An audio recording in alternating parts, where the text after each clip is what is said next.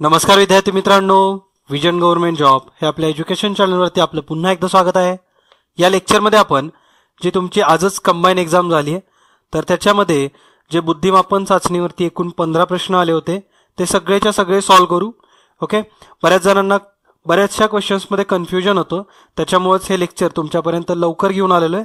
अशा पद्धतीने आपण बाकीचे पण करंट अफेअर आणि बाकीचे अदर टॉपिक सुद्धा आपण कव्हर करू।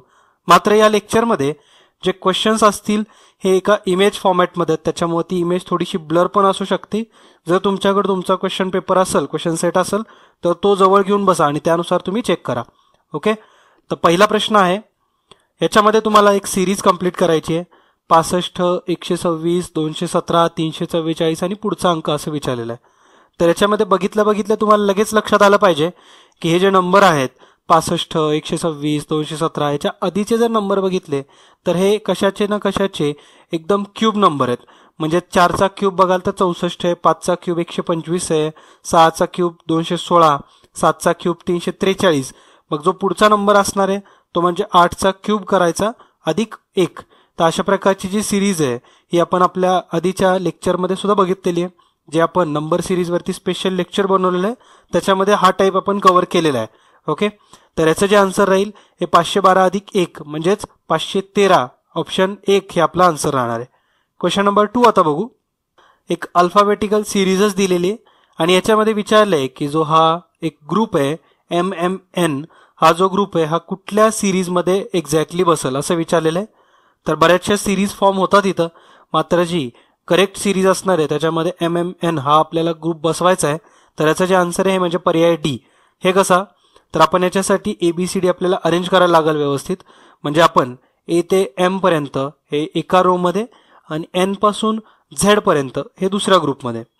मग जर आपण फक्त D पर्यायाचा जर विचार केला तर त्याच्यामध्ये लॉजिक काय आहे, तर A च्या खालचा एक्झॅक्ट कुठला आहे अपोजिट, तर तो म्हणजे आहे Z। मात्र आपण तो घेतलाय का, नाही, त्याच्या आधीचा घेतलेला आहे आणि आधीच्याच्या अपोजिट। मग हे दोन म्हणजे एका ग्रुपमध्ये एकूण 3 अल्फाबेट्स आहेत, एकतर A, त्याच्यानंतर कुठला घेतला तर त्याच्या अपोजिटच्या शेजारच्या वाला आधीचा तो पण, आणि जो घेतला त्याच्या अपोजिट वाला। ओके, त्याच पद्धतीने BXC चा आपण बघू। तर B च्या एक्झॅक्टली अपोजिट काय असतो, तो Y असतो। मात्र Y घेणार आहेत का, नाही, Y च्या आधीचा तो म्हणजे X आणि X च्या अपोजिट असतो तो म्हणजे C। अशाच पद्धतीने जर बाकीचा आपण M साठी जर विचार केला तर M च्या अपोजिट वाला म्हणजे MMN या ग्रुपमध्ये हेच लॉजिक बसते का ते बघू। M च्या अपोजिट असतो N, मात्र आपण तो घेतो का, नाही घेत। N च्या आधीचा तो म्हणजे M आणि M च्या अपोजिटचा तो म्हणजे N। म्हणजेच हा जो ग्रुप फॉर्म होतोय हा या चौथ्या याच्यामध्येच करेक्टली बसणार आहे आणि तेच लॉजिक तिथे लागेल। ओके, क्वेश्चन नंबर 3 आता बघू। पुढचा प्रश्न आहे, हा एक इंटरेस्टिंग क्वेश्चन आहे। आता हा समजून सांगायला सुद्धा थोडासा एक वेळ घेऊ शकतो किंवा बऱ्याच जणांना कळणार पण नाहीये। तर या प्रश्नामध्ये ऍक्च्युली काय दिलेलं आहे की तुम्हाला तर ऍडिशन करायची आणि ऍडिशन जवळपास सेम दाखवायची आहे। ते दिले खाली, त्यानंतर कशा कशा रूल्स आपल्याला फॉलो करायचे। ऍडिशन करताना आपल्याला डाव्या साईड करून ऍडिशन करायचे। म्हणजे काय, 125 अधिक 64 अधिक 33, खालच्या रो मध्ये काय होईल 264, 282 अधिक x अधिक 39, अशा पद्धतीने ऍडिशन करायचे। मात्र याच्यासाठी रूल्स दिलेले आहेत। पहिला रूल काय सांगतोय, if after a 2 digit even number there is one more even number then divide first by second. मग हा रूल म्हणजे काय सांगतोय की जर आपल्याकडं एक 2 डिजिट असेल इवन नंबर आणि त्यानंतर एखादा आणखीन एक इवन नंबर असेल तर त्याला आपण डिवाइड करायचं। मात्र आपण जर खाली बघाल जे 125, 64, 33, 282, त्यानंतर x आणि 39 ह्याच्यामध्ये 2 डिजिट इवन नंबर एकच आहे तो म्हणजे 64, मात्र त्याच्यानंतर 33 आलेला आहे जो की इवन नंबर नाहीये, त्याच्यामुळे रूल 1 आपण अप्लाय करायचाच नाहीये। रूल नंबर 2 आता बघू। त्यामध्ये सांगितलंय if after an even number there is a prime number then multiply them.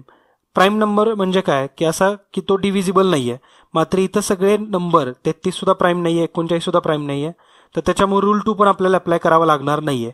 Rule 3, rule 4 आणि रूल 5 हे बघायला लागतील आपल्याला। रूल 3 असा आहे, if after an odd number there is one more odd number then add them. म्हणजेच काय, odd number त्याच्यानंतर आणखीन एखादा ऑड नंबर आला तर दोघांची बेरीज करा। मात्र इथं तसं आहे का, तर वरच्या रो मध्ये एकच ऑड नंबर आहे तो म्हणजे 33, मात्र त्याच्या आधी इवन नंबर आहे, त्याच्यामुळे रूल नंबर 3 सुद्धा आपल्याला अप्लाय करायचा नाहीये। रूल 4 बघू आता।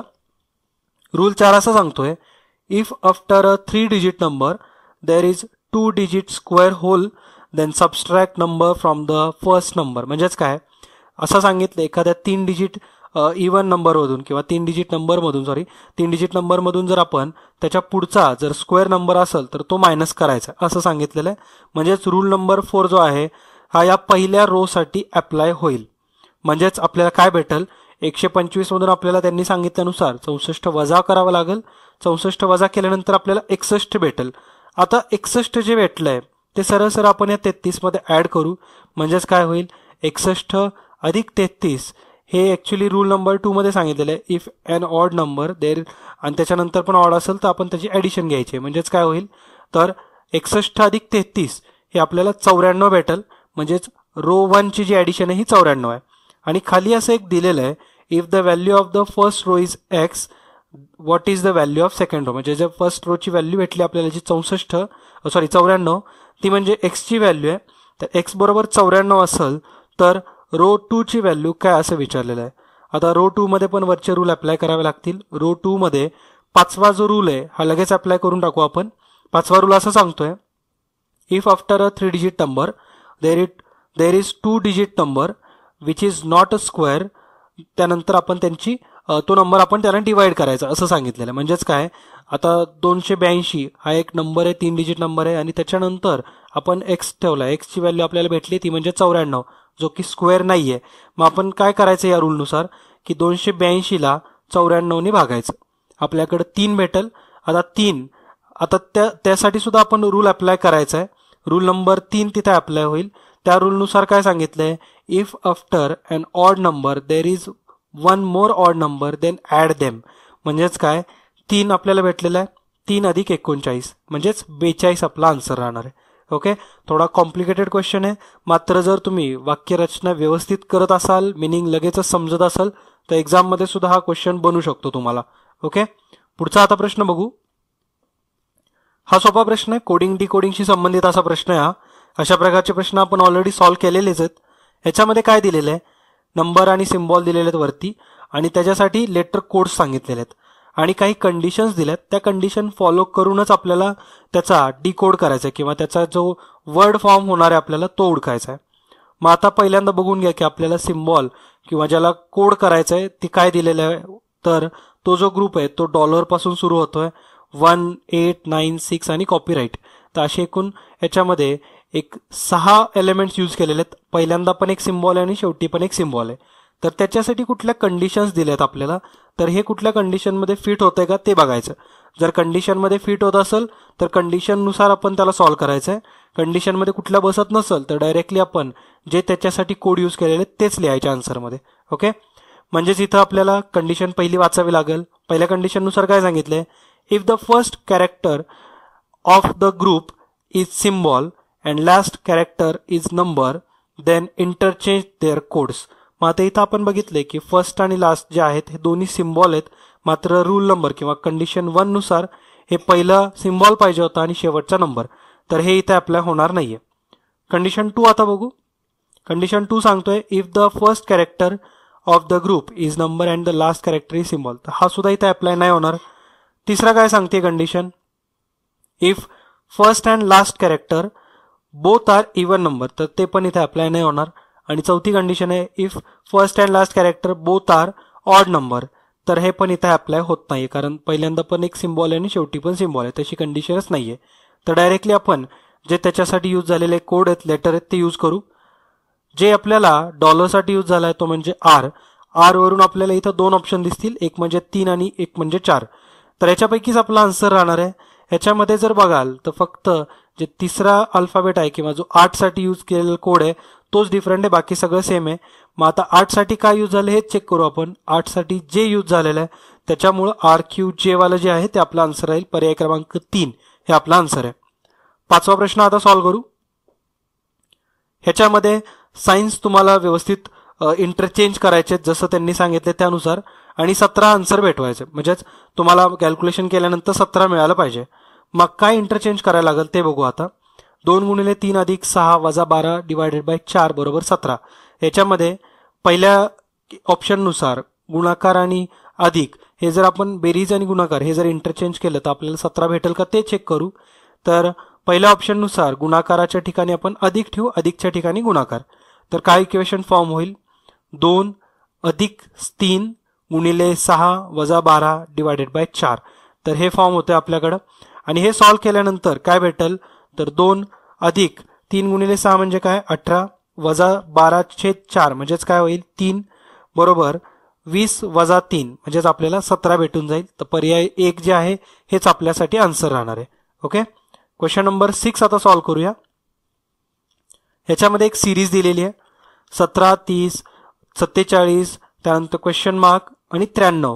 ह्याच्यामध्ये जर व्यवस्थित ॲनालिसिस केलं तर काय सिरीज फॉर्म होतीये, तर जर डिफरन्स बघितला तुम्ही तर डिफरन्स आपल्याला काय भेटतोय, तर एकदा 13, त्यानंतर 17, 21 आणि 25 असा भेटायला पाहिजे. कारण की 13 आपल्याला कसा भेटतोय, तर 4 गुणिले 3 अधिक 1 म्हणजेच 12 अधिक 1 13. त्यानंतर 17 कसा, तर 4 गुणिले 4 अधिक 1 म्हणजेच 16 अधिक 1 17. आता जो पुढे दिलाय त्याच्यामध्ये जर असं असेल 4 गुणिले 5 अधिक 1 म्हणजे डिफरन्स आपल्याला 21 पाहिजे. 21 हा डिफरन्स 47 अधिक 21 केल्यानंतर जे भेटणार आहे ते आपला आन्सर राहील. ते क्रॉस चेक करावं लागणार आहे आपल्याला. 47 अधिक 21 म्हणजे 68. आता 68 आणि 93 याच्यामध्ये 25चा गॅप पाहिजे, कारण 4 गुणिले 6 अधिक 1 ते तिथे भेटलं पाहिजे.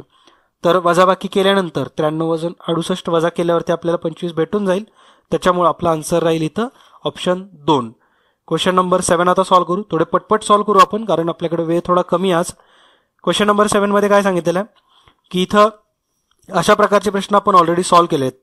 तर इथं 2, 1 आणि 7, 3, 1, 26, 4, 1 आणि क्वेश्चन मार्क दिलेला आहे. मग जर तुम्ही ऑब्झर्वेशन केलं तर सगळ्यांचे जर क्यूब केले आणि ऍड केलं म्हणजेच काय, वरती जे 2 नंबर आहेत त्यांचे क्यूब आपण ऍड करू. 2चा क्यूब आणि इथं 1चा क्यूब आपण तिथून वजा करू. तर 2चा क्यूब 8 आहे, 8 वजा 1 7 भेटेल. 3चा क्यूब 27, 27 वजा 1 26. 4चा क्यूब 64, 64 वजा 1 63 आपल्याला आन्सर भेटणार आहे. क्वेश्चन नंबर 8 आता सॉल्व्ह करूया. प्रश्न 8वा जो आहे हा इक्वॅलिटी आणि इनइक्वॅलिटी या चॅप्टरशी संबंधित आहे.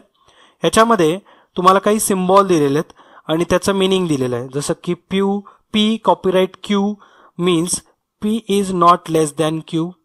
P star Q means P is not greater than Q and not less than Q. तर अशा पद्धतीने सिम्बॉल्स दिलेले आहेत. आणि नंतर कुठलं कन्क्लुजन फॉलो करेल असं विचारलेलं आहे, किंवा कुठलं कन्क्लुजन हे करेक्ट आहे हे विचारले. ओके, आपल्याला इथं कुठले कुठले सिम्बॉल लागणार आहेत तेवढे बघून घेऊ आणि त्यालाच फक्त आपण एक रिप्रेझेंटेशन देऊयात. इथं आपल्याला स्टार हवा आहे, त्यानंतर ॲट हवा आहे, डॉलर हवा आहे आणि हॅश पण हवा आहे. आता स्टारसाठी काय सांगितले वरती की P is not greater than Q and not less than म्हणजेच काय होणार आहे, इक्वल टू होणार आहे. स्टारसाठी इक्वल टू म्हणजेच इक्वेशन काय होणार आपलं किंवा स्टेटमेंट काय बनल, H is equal to M. आता ॲटसाठी काय यूज होतं ते बघूया. ॲटसाठी काय यूज केलेलं आहे त्यांनी की P is not greater than Q not equal to Q म्हणजेच काय पी लेस दॅन क्यू. म्हणजेच ॲटसाठी कुठला होणार आहे तर लेस दॅनचा सिम्बॉल. म्हणजेच इथं स्टेटमेंट काय होईल, एम लेस दॅन टी.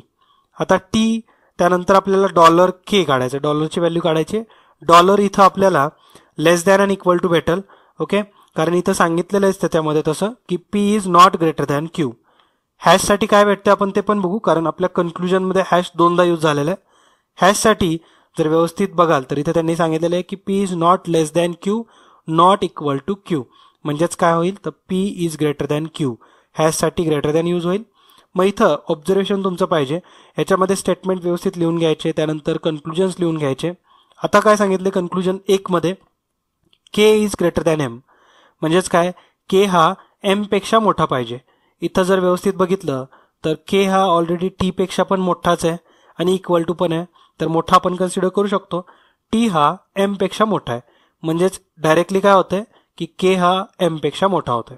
ओके, त्याच्यामुळे पहिलं कन्क्लुजन फॉलो होणार आहे. दुसरं कन्क्लुजन काय सांगितलंय, टी हा एम पेक्षा मोठा पाहिजे, ते तर ऑलरेडी दिलेलंच आहे. तिसरं कन्क्लुजन काय सांगतोय की के हा एच पेक्षा मोठा पाहिजे, तर के ऑलरेडी एम पर्यंत आलोय आपण. के हा एम पेक्षा पण मोठा आहे आणि एम आणि एच हे इक्वल आहेत म्हणजेच काय, के हा एच पेक्षा पण मोठाच असणार आहे. त्याच्यामुळे इथलं जे आपलं आन्सर राहील हे राहील option 4. Conclusion 1, 2 and 3 all are correct. Question number 9 आता सॉल्व्ह करूया. क्वेश्चन नंबर 9 मध्ये एक नंबर सिरीजच आहे, इथं अल्टरनेट नंबर सिरीज आहे. म्हणजेच काय 24, 48, 96 ते डबल डबल करत गेलेले आहेत. 24x2, 48x2, 96x2 करायचं म्हणजेच 192 आपल्याला भेटेल. प्रश्न 10 आता सॉल्व्ह करू. हा सुद्धा एक कोडिंग डिकोडिंगशी संबंधित प्रश्न आहे. ह्याच्यामध्ये दिलेलं आहे की पिक डा पा याचा अर्थ दिलेला आहे वेअर आर यू. तर याच्यामध्ये काय करायचं, डायरेक्टली त्यांनी काय विचारले आपण त्याच्यावरतीच फोकस ठेवायचा. तर त्यांनी कम बद्दल काय असेल असं विचारलेलं आहे. COME कमचा मिनिंग काय असणार आहे या सांकेतिक भाषेमध्ये ते विचारले. तर कम हे कुठं कुठं यूज झालं आहे, तर कम हे एकदाच यूज झालेलं आहे. मात्र कमसाठी जे वाक्य आहे ती म्हणजे यू मे कम. इथं यू आणि मे आपल्याला फाइंड आउट करावं लागतील. मग त्याच्यावरून आपण कमसाठी काय यूज झाले ते सांगू शकतो. यू आणि मे जर बघितलं व्यवस्थित तर यू साठी जे सेंटेन्स आहे ते म्हणजेच यू मे कम आणि यू कॉमन कुठे तर वेअर आर यू मध्ये. मग इथं कॉमन कोड लँग्वेजमध्ये कुठला आहे तर यू मे कम साठी काय आहे तर दा ना जा. आणि वेअर आर यू साठी काय आहे पिक दा पा. तर दा आणि दा इथं कॉमन आहे तर DA हे यू साठी असणार आहे. आता आपण मे साठी ओळखू. तर मे साठी सेंटेन्स काय आहे तर यू मे कम पण आहे आणि ही मे गो. तर मे आणि मे इथं कॉमन आहे. त्याच्यासाठी कोड कुठला कॉमन झालाय तर व्यवस्थित बघितलं तर ना आपल्याला कॉमन दिसल. म्हणजेच काय आता डा साठी आपल्याला भेटलं ते म्हणजे यू आहे, मे साठी भेटलेलं आहे ते म्हणजे ना, कम साठी कुठला असणार आहे फक्त जा राहील. ओके, तर पर्याय 2 हे आपला आन्सर आहे. क्वेश्चन नंबर 11 आता बघू. ह्याच्यामध्ये याचा अर्थ गुणाकाराचा अर्थ वजाबाकी आहे, अधिकचा अर्थ हे दिलेला आहे. तर असं दिलेलं आहे डायरेक्टली आणि विचारलं की कोणतं समीकरण बरोबर आहे. तर आता आपल्याला इथं पर्याय चेक करावे लागणार आहेत. थोडं टाइम कन्झ्युमिंग क्वेश्चन होता, मात्र कॅल्क्युलेशन फास्ट असतील तर नक्कीच हा सॉल्व्ह सुद्धा झाला असेल. इथं पहिला ऑप्शन बघितला तर 15 वजा 5 भागिले 5 गुणिले 10 अधिक 10 बरोबर 6. तर बरोबर 6 आपल्याला भेटते का बघायचंय. मात्र ह्याच्यामध्ये सिम्बॉल आपल्याला चेंज करावे लागतील. जसं की वजासाठी गुणिले आहे, भागाकारासाठी अधिक आहे. तर हे इथं यूज करूया ऑप्शन 1 मध्ये. तर इक्वेशन काय फॉर्म होईल 15 गुणिले 5 अधिक 5 वजा 20 त्यानंतर अधिकसाठी आहे भागिले 10 बरोबर. मग आता आपण याला सॉल्व्ह करूया. 75 भेटेल आपल्याला 15 गुणिले 5. त्यानंतर आपण पहिल्यांदा भागाकार करून घेऊ. 20 भागिले 10 मग आपल्याला 2 भेटेल. मग 75 इकडे ऑलरेडी आहे. 75 अधिक 5 80, 80 वजा 2 78 भेटून जाईल. मात्र आपल्याला 6च पाहिजे होतं, त्याच्यामुळे आपला पहिला आन्सर जे आहे किंवा पहिला पर्याय जो आहे हा चुकीचा आहे. दुसरा पर्याय चेक करू. 8 भागिले 10 वजा 3 अधिक 5 गुणिले 6 बरोबर 8. आता आपल्याला हे कॅल्क्युलेशन केल्यानंतर 8 भेटते का चेक करायचं आहे. तर भागाकाराच्या ठिकाणी काय येणार आहे तर बेरीज येणार आहे. म्हणजेच 8 अधिक 10, वजाच्या ठिकाणी गुणाकार, अधिकच्या ठिकाणी भागाकार, त्यानंतर 5 गुणिले 6 आहे तर गुणिलेच्या ठिकाणी वजाबाकी. तर 5 वजा 6 होईल. हे सॉल्व्ह केल्यानंतर काय बनल 8 अधिक 10 गुणिले 3/5 वजा 6. मग आपण इथं वजा डायरेक्ट भागाकार करू शकतो. 5 दुने 10 होऊन जाईल. म्हणजेच 8 अधिक 6 2 गुणिले 3 6, 8 आणि 6 14, 14 वजा 6 केल्यानंतर 8 भेटेल. तर तेच आपला आन्सर राहणार आहे. ओके, म्हणजेच ऑप्शन 2 हे करेक्ट आहे, कारण याच्यामध्ये व्यवस्थित हे समीकरण फॉर्म होते आणि बरोबर फॉर्म होते. क्वेश्चन नंबर 12 आता सॉल्व्ह करूया. ट्रँगलशी संबंधित हा प्रश्न आहे. ऑलरेडी अशा प्रकारचे आपण बघितलेले आहेत. ह्याच्यामध्ये सगळ्यांचा गुणाकार करून घ्यायचा तुम्ही. म्हणजे सगळे जे बाहेरचे दिलेले आहेत नंबर त्यांचा गुणाकार करू. म्हणजेच 3 गुणिले 5 गुणिले 8 किती भेटेल तर 15 गुणिले 8 120. 120 मध्येच मध्ये नंबर दिलेला आपल्याला 12 म्हणजे 0 काढून टाकला. तसाच दुसरा ट्रायंगलचं पण करू. 4 गुणिले 7 28, 28 गुणिले 5 140, 1 0 काढून टाकला की 14 भेटून जाईल. त्याच पद्धतीने मग 2 गुणिले 9 18, 18 गुणिले 10 180, 1 0 काढून टाकायचा म्हणजेच 18 आपलं आन्सर होईल. पर्याय 3 हे आपलं इथं आन्सर आहे. याच्यामध्ये एक सर्कल दिलेला आहे आणि त्याच्यामध्ये नंबर्स दिलेले आहेत. हा थोडासा वाटला असेल तुम्हाला मे बी, मात्र याच्यामध्ये सुद्धा फार इझी वे मध्ये हा सॉल्व्ह होऊन जाईल. सरळ सरळ इथं ऍडिशन घेतलेली आहे आणि क्यूब्सची ऍडिशन केलेली आहे. म्हणजे काय 1चा क्यूब अधिक 2, 2चा क्यूब म्हणजे 1चा क्यूब 1 अधिक 2चा क्यूब 8 बरोबर 9 भेटून जाईल. 3चा क्यूब 27, 27 अधिक 1चा क्यूब 1 म्हणजेच 28. त्यानंतर 1चा क्यूब 1 अधिक 5चा क्यूब 125, 125 अधिक 1 126 भेटेल. आणि 2 आणि 3 याचे क्यूबांचे ऍडिशन करायचे. 2चा क्यूब 8 आहे, 3चा क्यूब 27, ऍडिशन भेटेल आपल्याला 35. पर्याय 4 हे आपलं इथं आन्सर राहणार आहे. क्वेश्चन नंबर 14 आता बघू. ह्याच्यामध्ये सुद्धा एक नंबर सिरीज दिलेली आहे आणि पुढचा जो अननोन आहे तो विचारलाय. नंबर सिरीज ही थोडीशी ट्रिकी आहे अशा प्रकारचे सुद्धा आपण बघितलेले ऑलरेडी. याच्यामध्ये काय करायचं आहे, 4 गुणिले 2 अधिक 1 केल्यानंतर आपल्याला 9 भेटतोय. हे बघा, 9 गुणिले 2 वजा 1, 18 वजा 1 17 भेटून जाईल. 17 गुणिले 2 अधिक 1 35, 17 गुणिले 2 34 अधिक 1 35, 35 गुणिले 2 मग आपल्याला 70 भेटेल. आणि याच्यातून आपल्याला 1 वजा करावं लागेल, कारण हे अल्टरनेट होतंय, एकदा प्लस होते एकदा मायनस होते, प्लस मायनस. ओके, म्हणजे 70 वजा 1 69 हे आपला आन्सर राहील. इथं ऑप्शनमध्ये कन्फ्युजन करण्यासाठी 71 सुद्धा दिलेलं आहे, त्याच्यामुळे थोडंसं लक्ष ठेवून सॉल्व्ह करायला लागतील प्रश्न. ओके, आणि शेवटचा प्रश्न आता बघू. कोडिंग डिकोडिंगशी संबंधित हा प्रश्न आहे. ब्लडसाठी कुठला संकेत यूज केलेला असं विचारलेलं आहे. तर ब्लड हे 2 वाक्यांमध्ये आहे. ब्लड इज रेडमध्ये सुद्धा आहे आणि स्काय अँड ब्लडमध्ये पण आहे. तर जर ऑब्झर्वेशन केलं तर इथं MOK मॉक हे कॉमन दिलेलं आहे, म्हणजेच ऑप्शन 2 हे आपला आन्सर राहील. ओके, तर अशा पद्धतीने जे सीसॅटचे प्रश्न आलेले होते, जे बुद्धिमापन चाचणीचे जे प्रश्न होते तुम्हाला आजच्या कंबाईन एक्झाममध्ये, ते सगळे आपण सॉल्व्ह केलेले आहेत. अशाच पद्धतीने बाकीचे टॉपिकचे पण आपण सॉल्व्ह करू. मात्र ज्यावेळेस आयोग हे जी क्वेश्चन पेपर आहे आजचा, तो ज्यावेळेस अपलोड करेल PDF फॉर्मॅटमध्ये, त्यावेळेस आपण ते बघू. कारण अशा पद्धतीच्या ज्या इमेज असतील त्या तुम्हाला स्क्रीनवरती पण व्यवस्थित नाहीत दिसत आहेत, त्याच्यामुळे ज्यावेळेस PDF येईल त्यावेळेस आपण त्याचे आन्सर डिस्कस करू. ओके, आणि ते बघायला पण चांगलं वाटेल आणि थोडंसं सोयीस्कर पण होईल. आणि बऱ्याच जणांनी त्यांच्या प्रत्येक कमेंट, प्रत्येक स्कोर किंवा त्यांचा प्रत्येक अटेम्प्ट जो आहे हा मेन्शन केलेला आहे लेक्चर्सच्या खाली. ते आम्ही बघतोय, त्याचं ॲनालिसिस सुरू आहे. तुमच्यापर्यंत 2 ते 3 दिवसामध्ये जो एक्सपेक्टेड कट ऑफ असेल तर तो आम्ही घेऊन येऊ. ओके, बऱ्याच जणांनी त्यांचे स्वतःचे जे पर्सनल क्वेश्चन्स आहेत ते सुद्धा विचारलेले आहेत. ते बघून खरंच खूप भारी वाटतं. एक आपल्यामध्ये एक चांगली बॉन्डिंग आहे, चांगलं अटॅचमेंट झालेलं आहे. बऱ्याच जणांनी असे सुद्धा सांगितलेले की सर मी आजारी होतो, त्याच्यामुळे एक्झामला येऊ शकलो नाही, जाऊ शकलो नाही, मिस झाली माझी एक्झाम. म्हणजे एवढं आपुलकीने त्यांनी, इतके छान पद्धतीने तुम्ही इंटरॅक्ट करता माझ्यासोबत, खरंच बरं वाटतं. आणि प्रत्येक कमेंट ही वाचत असतो, मात्र वेळेअभावी त्याला रिप्लाय देणं पॉसिबल होत नाही. ओके, मात्र आता आपली एक्झाम सुद्धा झालेली आहे आणि थोडंसं आता मी रेस्ट पण घेईल, 1-2-3 दिवस रेस्ट असेल आणि त्यानंतर आपण नव्याने परत पुढच्या एक्झामसाठी तयारी करणार आहे. ओके, तर भेटूया आपल्या पुढच्या लेक्चर्समध्ये. तोपर्यंत जय हिंद, जय महाराष्ट्र. धन्यवाद.